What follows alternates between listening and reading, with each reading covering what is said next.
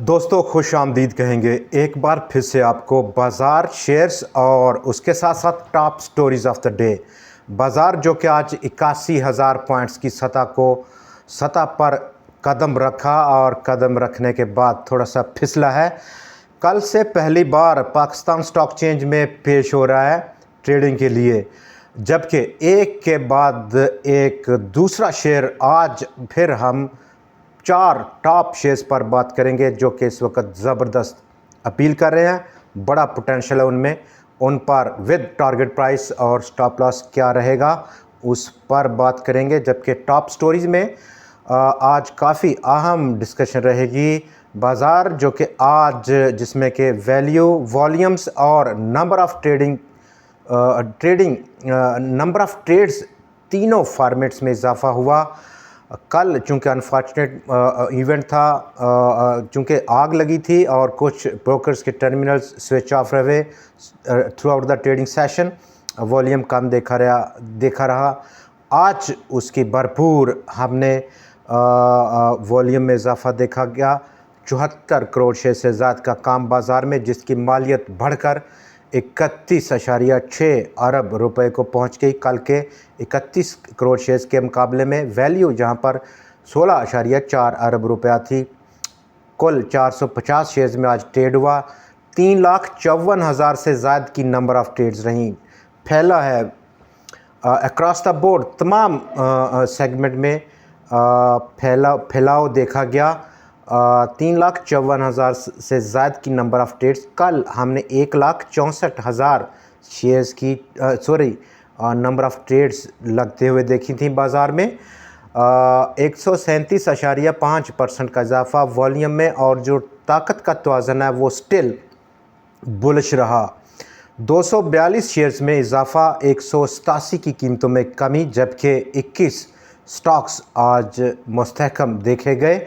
कुल 450 शेयर्स में आज लेन देन हुआ। ये वो तमाम बड़ी पिक्चर है जो कि आज बाज़ार में देखी गई। आज जहां पर कारोबार का इख्तिताम हुआ वो आलमोस्ट अपना जो हाई था बाज़ार का 81,087 पॉइंट्स का, वहां से नीचे 415 पॉइंट्स कमी के साथ हुआ। गो के बाज़ार 106 पॉइंट्स प्लस रहा। 80,672 पॉइंट्स की सतह पर बंद होकर कारोबार का आज इख्तिताम किया उसने, जो कि डे ऑन डे बेसिस पर, क्लोजिंग बेसिस पर ऑल टाइम हाई क्लोजिंग है 100 इंडेक्स की। इससे पहले इस सतह पर कभी 100 इंडेक्स बंद नहीं हो पाया। करेक्शन रहेगी क्या, ये वक्ती जो ओवरऑल 100 इंडेक्स का ऊपर से हाई से नीचे बंद होना है, इसके क्या मानी है।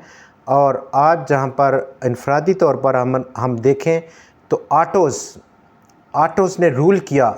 तमाम का तमाम आज जो शो है बाज़ार में वो यूं कहें कि लूटा उन्होंने, जिसमें कि GHNI, GAL, एचकार, साजगार या फिर एटलस होंडा हो, इन तमाम शेयर्स ने ज़बरदस्त गेन किया। लेकिन इनकी जो रिप्रेजेंटेशन है इन टर्म्स ऑफ पॉइंट्स 100 इंडेक्स में वो बिल्कुल कम है, तो हमें रिफ्लेक्ट नहीं हुआ। अगर इनकी रिप्रेजेंटेशन होती तो डेफिनेटली 1,000-1,500 पॉइंट्स का इजाफा हम ज़रूर देख सकते हैं 100 इंडेक्स में। दूसरी तरफ जो इंडेक्स हैवीवेट स्टॉक्स थे जिनमें पिछले 3, 4, 5 रोज़ में बड़ी तेज़ी थी, वो आज स्लो डाउन हो गए, जिसमें कि HBL, अस्करी बैंक और नेशनल बैंक जो कि आज प्लस बंद हुआ और उसने 20 पॉइंट्स को कंट्रीब्यूट किया 100 इंडेक्स में। इसके बावजूद HBL मनफी बंद हुआ। Bank Alfalah, MCB, Habib Metropolitan Bank भी आज मनफी क्लोज हुए, और सबसे top contribution in terms of negative contribution वो कमर्शियल बैंक्स की जानिब से देखी गई। Fertiliser in terms of index heavyweights उन्होंने आज अच्छा प्ले किया, जिसमें कि FFC 63 पॉइंट्स को ऐड किया। एंग्रो फर्टिलाइज़र ने 28 पॉइंट्स को जोड़ा। सीमेंट, आटोस और सीमेंट में बजुज़ लकी और कोहाट सीमेंट के जिन्होंने मनफी कंट्रीब्यूट किया। अक्रॉस द बोर्ड बड़ी रैली थी जिसमें कि लीड किया मैपल लीफ सीमेंट ने आज। और मैपल लीफ सीमेंट में आज 2,55,00,000 शेयर्स का बड़ा काम देखा गया, प्राइस में सर्ज देखा गया।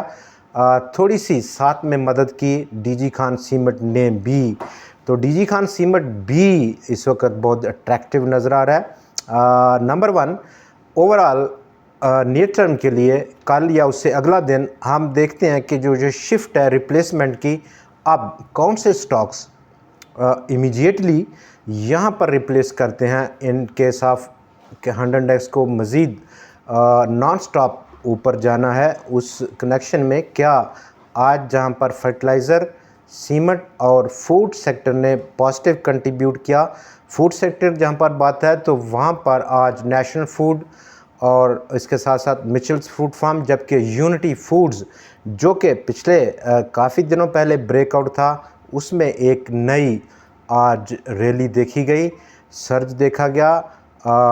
1 करोड़ शेयर से ज़्यादा का काम हुआ यूनिटी फूड्स में। कौन से स्टॉक्स रिप्लेस करेंगे, ये वो पहला क्वेश्चन मार्क है। नंबर 2 हमारी जो एक्सपेक्टेशंस हैं वो एक सिलेक्टिव किस्म की परफॉर्मेंस हैं बहुत सारे स्टॉक्स में, जिन पे आज भी हमारे पास एक शॉर्ट लिस्ट किस्म की लिस्ट है जो कि शॉर्ट लिस्ट की गई है, उस पर बात करेंगे।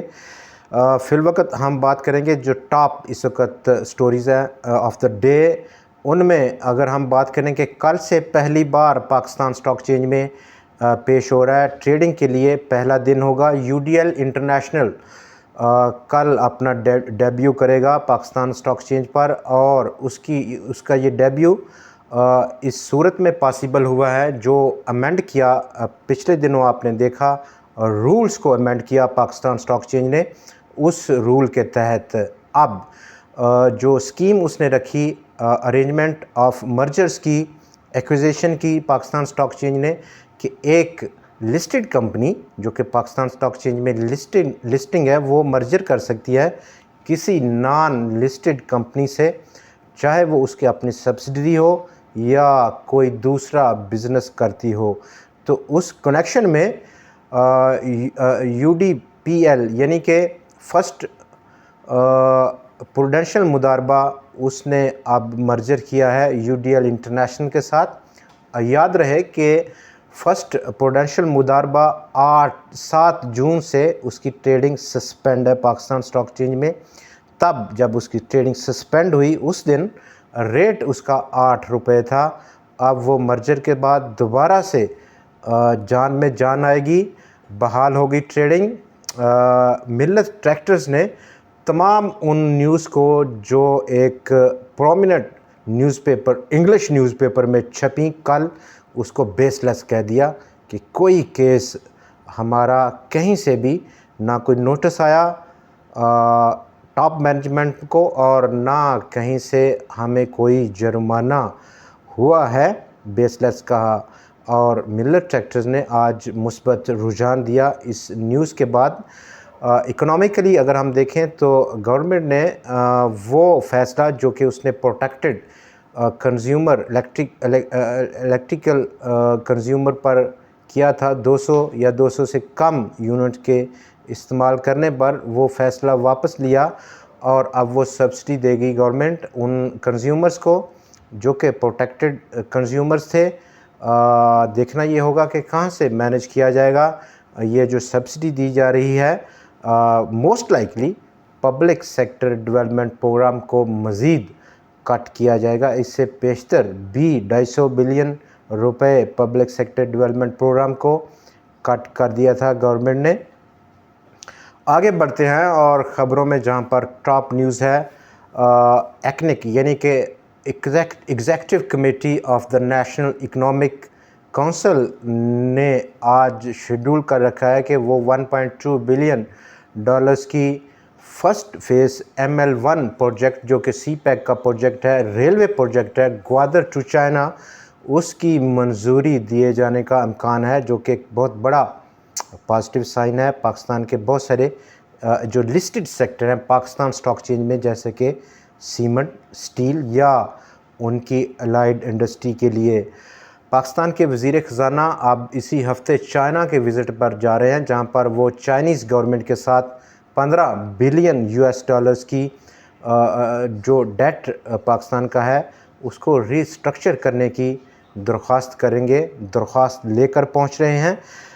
देखना है कि चाइनीज़ गवर्नमेंट इस पर क्या रिएक्ट करती है। अगर चाइना पाकिस्तान की ये रिक्वेस्ट को अप्रूव करता है तो डेफिनेटली रीस्ट्रक्चरिंग पाकिस्तान को इस इन 15 अरब डॉलर्स की जो अभी पेएबल हैं 2040 तक ले जाएगी।